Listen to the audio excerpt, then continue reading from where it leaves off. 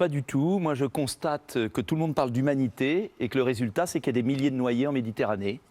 Et donc, c'est le résultat, au contraire, d'un système complètement absurde qui, depuis 20 ans, a déresponsabilisé tous les États, puisqu'on a dit on supprime les portes de vos appartements, il n'y a plus de frontières nationales et on va vaguement contrôler les frontières européennes. Elles ne sont pas contrôlées. Et avant chaque élection européenne, on nous dit oui, on va contrôler les frontières européennes.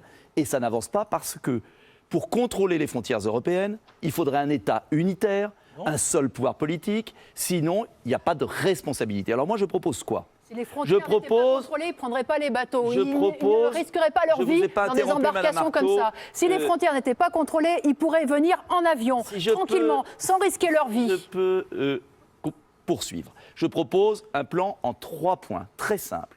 On rétablit d'abord les frontières nationales parce qu'on est responsable de son pays. Et c'est la seule solution.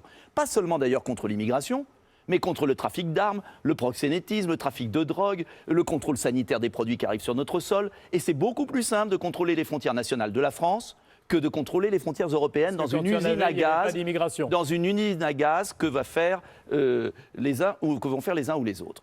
Bien évidemment, ce ne sera jamais hermétique et c'est absurde. Complément de ces frontières nationales, une coopération européenne pour sauver les migrants en Méditerranée et les raccompagner immédiatement dans leur pays d'origine. Immédiatement. Immédiatement. Vous avez un bateau qui arrive de Libye, comme l'Australie le fait.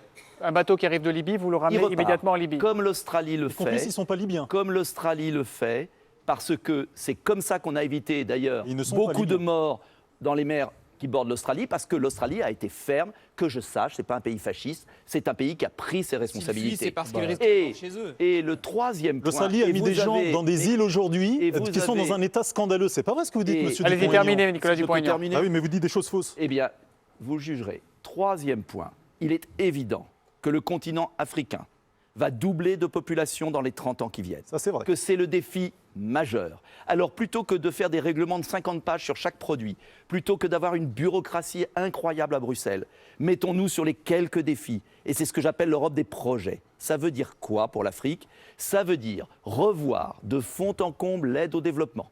C'est-à-dire conditionner l'aide au développement en partenariat avec nos amis sur des objectifs. Je prends le statut des femmes, je prends le contrôle des naissances, concluez, s'il vous plaît. Je prends des projets d'intérêt collectif, parce que les Africains ont le droit de vivre chez eux.